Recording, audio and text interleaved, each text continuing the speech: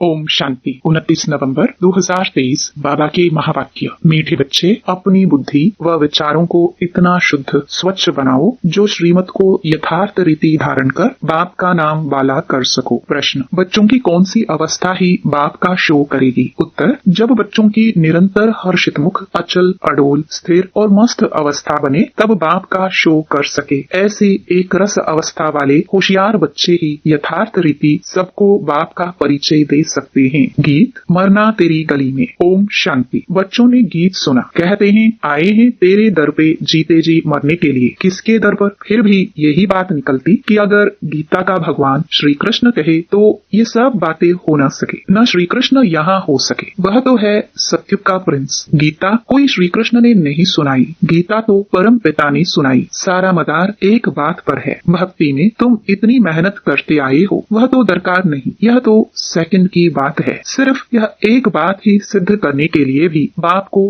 कितनी मेहनत करनी पड़ती है, कितनी नॉलेज देनी पड़ती है। प्राचीन नॉलेज जो भगवान ने दी है वही नॉलेज है। सारी बात गीता पर है। परमपिता परमात्मा ने ही आकर देवी देवता धर्म की स्थापना के लिए सहज राजयोग और ज्ञान सिखलाया है जो अब प्राय लोप है। मनुष्य तो समझते हैं श्री कृष्ण कभी फिर आकर गीता सुनाएगा, परंतु अब तुमको यह अच्छी रीति गोले के चित्र पर सिद्ध करना है कि गीता पारलौकिक परमपिता परमात्मा ज्ञान सागर ने सुनाई। श्री कृष्ण की महिमा और है, परमपिता परमात्मा की महिमा और है। वह है सत्युग का प्रिंस जिसने सहज राजयोग से राज्य भाग्य पाया है। पढ़ते समय नाम रूप से और है, और फिर जब राज्य पाया तब और है। यह सिद्ध कर बताना है। पतित पावन है ही एक बात। अभी फिर से श्री कृष्ण की आत्मा पतित पावन द्वारा राजयोग सीख भविष्य पावन दुनिया का प्रिंस बन रही है। यह सिद्ध कर समझाने में भी युक्तियाँ चाहिए। फॉरेनर्स को भी सिद्ध कर बताना पड़ता है। नंबर 1 है ही गीता, सर्वशास्त्रमयी श्रीमद् भगवत गीता माता। अब माता को जन्म किसने दिया? बाप ही माता को एडॉप्ट करते हैं ना। गीता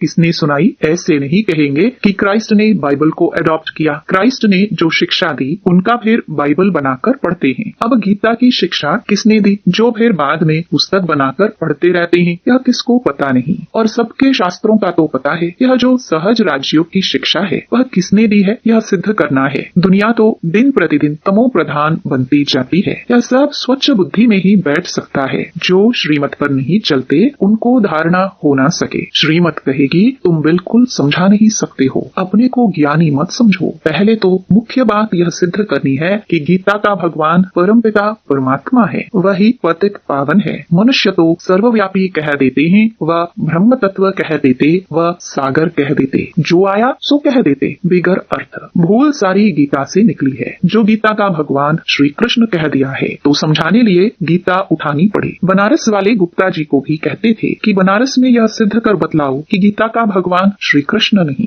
अब सम्मेलन तो होते हैं, सब रिलीजियस मनुष्य कहते हैं क्या उपाय करे जो शांति हो जाए। अब शांति स्थापन करना पतित मनुष्यों के हाथ में तो है नहीं। कहते भी हैं पतित पावन आवो, फिर भी पतित कैसे शांति स्थापन कर सकते जबकि बुलाते रहते हैं, परंतु पतित से पावन बनाने वाले बाप को जानते नहीं है। भारत पावन था, अभी पतित है। अब पतित पावन कौन है यह कोई की बुद्धि में नहीं आता। कह देते हैं रघुपति राघव राजा राम। अब वह राम तो है नहीं, झूठा बुलावा करते हैं, जानते कुछ नहीं। अब यह कौन जाकर बताए? बड़े अच्छे बच्चे चाहिए, समझाने की बड़ी युक्ति चाहिए। बड़ा गोला भी बनवाया है जिससे सिद्ध हो जाए कि गीता भगवान ने रची। वह तो कह देते कोई भी हो, है तो सब भगवान। बाप कहते हैं तुम बेसमझ हो, मैंने आकर पावन राज्य स्थापन किया, उसके बदले फिर श्री कृष्ण का नाम डाल दिया। पतित को ही पावन बनाकर फर्स्ट प्रिंस बनाता हूँ। भगवान वाच, मैं श्री कृष्ण की आत्मा को अडॉप्ट कर ब्रह्मा बनाए उन द्वारा ज्ञान देता हूँ। वह फिर इस सहज राजयोग से फर्स्ट प्रिंस सत्युग का बन जाता है। यह समझानी और कोई की बुद्धि में है नहीं। तुम्हें पहले तो यह भूल सिद्ध कर दिखानी है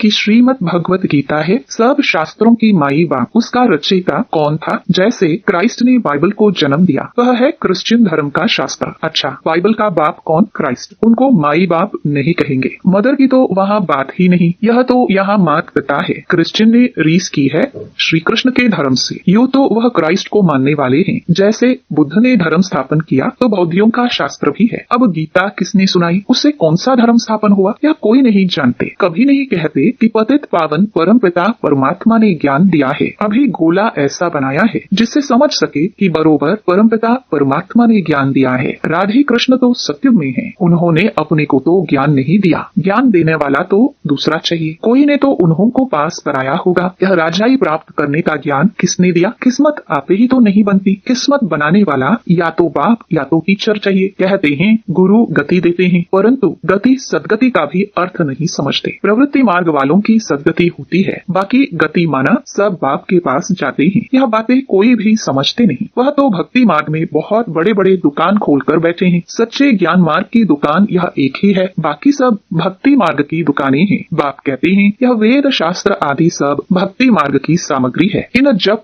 तप वेद शास्त्र आदि का अध्ययन करने से मैं नहीं मिलता हूँ, मैं तो बच्चों को ज्ञान देकर पावन बनाता हूँ, सारी सृष्टि का सदगति दाता हूँ। वाया गति में जाकर फिर सदगति में आना है। सब तो सत्युग में नहीं आएंगे, यह ड्रामा बना हुआ है। जो कल्प पहले तुमको सिखाया था, जो चित्र बनवाए थे वह अब बनवा रहे हैं। मनुष्य कहते हैं 3 धर्मों की टांगों पर सृष्टि खड़ी है। एक देवता धर्म की टांग टूटी हुई है, इसलिए हिलते रहते हैं। पहले एक धर्म रहता जिसको अद्वैत राज्य कहा जाता है, फिर वह एक टांग कम हो 3 टांगे निकलती हैं, जिसमें कुछ भी ताकत नहीं रहती है। आपस में ही लड़ाई झगड़ा चलता रहता है। धनी को जानते नहीं, निधन के बन पड़े हैं। समझाने की बड़ी युक्ति चाहिए। प्रदर्शनी में भी यह बात समझानी है कि गीता का भगवान श्री कृष्ण नहीं है, परमपिता परमात्मा है, जिसका बर्थ प्लेस भारत है। श्री कृष्ण तो है साकार, वह है निराकार, उनकी महिमा बिल्कुल अलग है। ऐसी युक्ति से कार्टून बनाना चाहिए जो सिद्ध हो जाए कि गीता किसने गाई। अंधों के आगे बड़ी आरसी आईना रखना है, यह है ही अंधों के आगे आईना। जास्ती टू मच में नहीं जाना है। कड़ी भूल यह है, परमपिता परमात्मा की महिमा अलग है, उसके बदले श्री कृष्ण को महिमा दे दी है। लक्ष्मी नारायण के चित्र में नीचे राधे कृष्ण हैं, वही फिर लक्ष्मी नारायण बनते हैं। लक्ष्मी नारायण सतयुग में, राम सीता त्रेता में।